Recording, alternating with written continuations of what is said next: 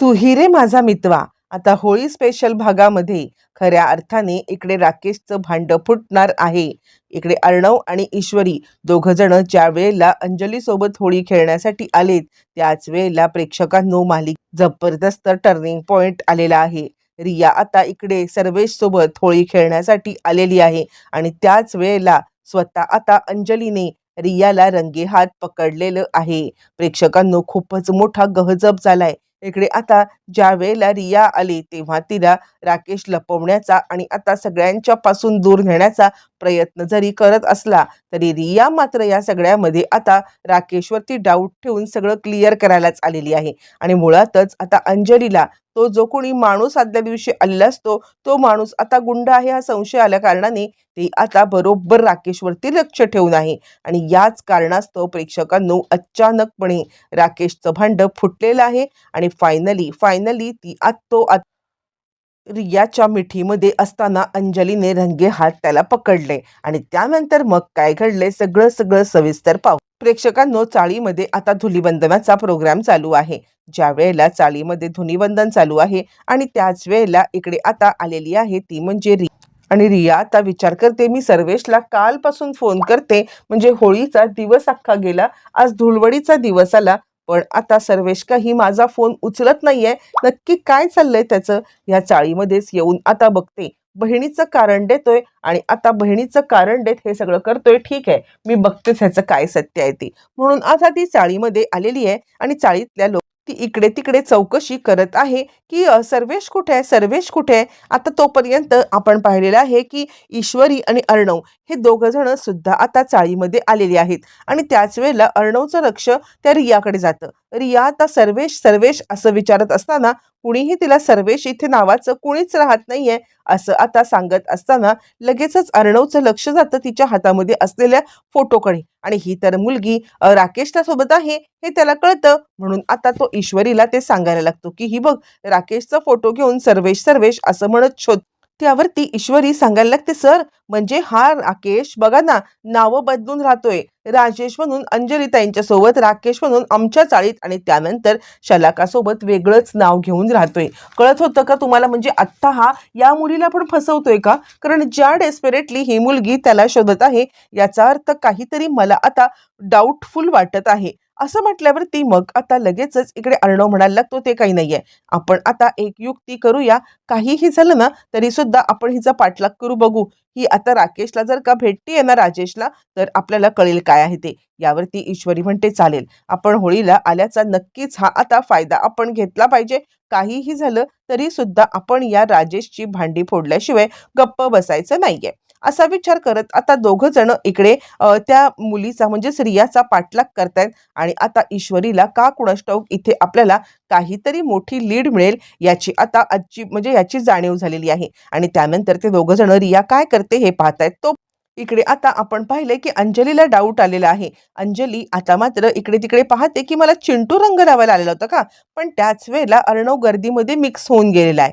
आणि त्याच वेळेला मग आता तो माणूस ज्या माणसाने आता इकडे पैसे दिलेले आहेत ते म्हणजे राजेशचे पैसे त्यांनी काल घेऊन गेला आणि त्याला धमकी दिली तो माणूस आलाय. आणि म्हणून आता इकडे विचार करायला लागते ती म्हणजे अंजली की हे माणूस आल्यावरती हे लपून का बसले असतील, हे कुठे गेलेले आहेत. आता ऍक्च्युली राजेश लपलाय तो म्हणजे इकडे रियाला बघून. आणि त्यानंतर अंजली विचार करते हे कुठे गेले असतील. म्हणून आता अंजली इकडे तिकडे राकेशला शोधत असता आता मात्र रिया आलेली आहे. सर्वेश, अरे सर्वेश हे काय? म्हणजे तू तर मला म्हणत होत आणि तू तर इकडे होळी खेळतोयस. यावरती तो सांगतो अगं नाही तसं नाहीये, ताईची तब्येत बरीच नाहीये. मी तुला म्हटलं ना की तिला आता मध्ये मध्ये हॉस्पिटलला न्यायचं लागतं, पण आज तिचीच इच्छा होती की आता आपण होळी खेळावं आणि म्हणूनच चल ना मी तुला दुसरीकडे सांगतो काय ते. असं म्हटल्यावर ती म्हणते राकेश काय चाललंय तुझं?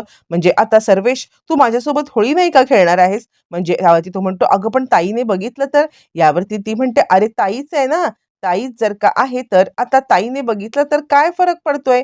नाही नाही तू काहीतरी लपवतोयस का माझ्यापासून? अरे ताईचं काय? तू ताईला सांग ना की मी तुझी मैत्रीण आहे म्हणून. यावरती राजेश म्हणायला लागतो, अगं नाही ना, तिला हे असं सगळं पटत नाहीये. त्यामुळे आपण रंग लावूया एकमेकांना, पण आता एका बाजूला जाऊन लावूया. हे बघ ताईला जर का कळलं ना तर उगाचच गोंधळ होईल आणि ती प्रेग्नंट आहे, मला तिला उगाच त्रास द्यायचा नाहीये. असं म्हणत राकेश आता इकडे तिला बाजूला रियाला घेऊन येतोय. पण रियाला का कुणास ठाऊक डाऊट आलेला आहे. आणि त्यानंतर मग आता रिया सांगत आहे, हे बघ राकेश, हे बघ सर्वेश, तू इथे थांब, मला तुझ्याशी बोलायचंय. तू असं मला टाळतोस का? आणि ह्या चाळीमध्ये असं कोणी आहे का जे आपल्याला दोघांना सोबत बघून आता तुला भीती आहे त्याची? हे बघ सर्वेश, खरं खरं आता हे सगळं चालू असताना इकडे ईश्वरी आणि अर्णव हे दोघं जण त्यांना पाहतायत. आणि त्यानंतर अर्णव म्हणतो, हे बघ, ज्या प्रकारे ती मुलगी त्याच्याशी बोलतीये किंवा आता तो तिला ज्या प्रकारे लपून छपून नेतोय, इकडे तिकडे पाहतोय ताईपासून, त्या अर्थी काहीतरी गडबड आहे. आणि त्यावरती मग आता ईश्वरी म्हणते, सर, ही संधी आहे. मी तुम्हाला म्हटलं होतं ना, आपण जेव्हा प्रयत्न करतो तेव्हा आपल्याकडे संधी चालून येते. आज आपल्यासाठी ती संधी चालून आलेली आहे.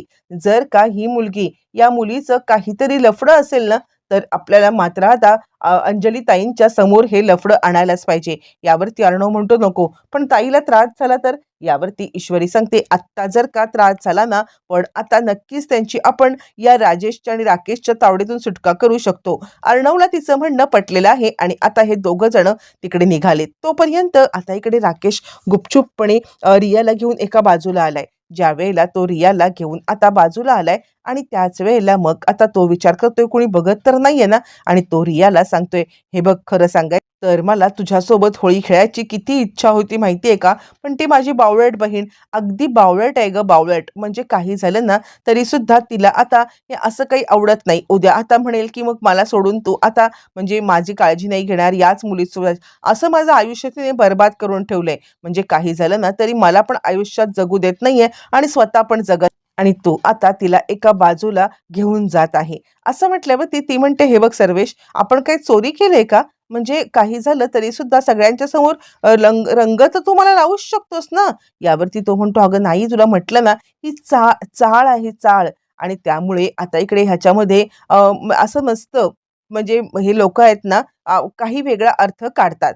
ती म्हणते, हे बघ, मला काही ऐकायचं नाहीये. मी आज तुझ्या बहिणीला भेटणार. यावरती तो चिडतो आणि तो सांगायला लागतो, हे बघ, असं करू नकोस, मी तुझ्या आणि ताईची भेट घडवून देईन. तो इकडे आता ईश्वरी आणि अर्णव यांनी प्लॅनिंग केलेलं आहे. आणि त्यानंतर इकडे अंजली शोधत आहे, ती म्हणजे राकेशला. आणि ती आता विचार करते, राजेश कुठे गेले, राजेश कुठे गेले? त्याच वेळेला ईश्वरी आता बरोबर रीतीने तिला आपल्या तोंडाला रंग फासलाय. त्यामुळे ईश्वरी काही तिला ओळखू येत नाही. आणि ईश्वरी सांगायला लागते, ताई, अहो, तुमचे मिस्टर तिकडे तुम्हाला एका बाजूला बोलवतायत.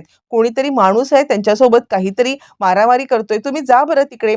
असं म्हटल्यावर ती प्रेक्षकांनो आता मात्र इकडे अंजलीला डाऊट आलाय की कालचा जो कोणी माणूस आहे तो माणूस या सगळ्यामध्ये आता इकडे काही करतोय की काय. म्हणून धावत पळत अंजली ज्या वेळेला जाते त्या आणि त्याच वेळेला ती पाहते तर काय, इकडे आता इकडे रिया राजेशला रंग लावत आहे.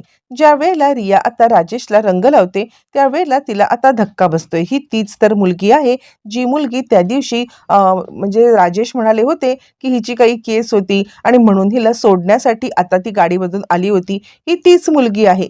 पण त्यानंतर मग आता ही रंग वगैरे लावतीये. बरं, तोपर्यंत सुद्धा आता अंजलीला इतका डाऊट येत नाही. म्हणून आता ती त्या मुलीसोबत बोलण्यासाठी 2 पावलं पुढे येते. पण ज्या वेळेला ती 2 पावलं पुढे येते तेव्हा आता समोरचं दृश्य मात्र महाभयंकर असतं. इकडे तोपर्यंत ईश्वरी आणि अर्णव पाहतायत की आता अंजली पुढे पुढे चाललेली आहे.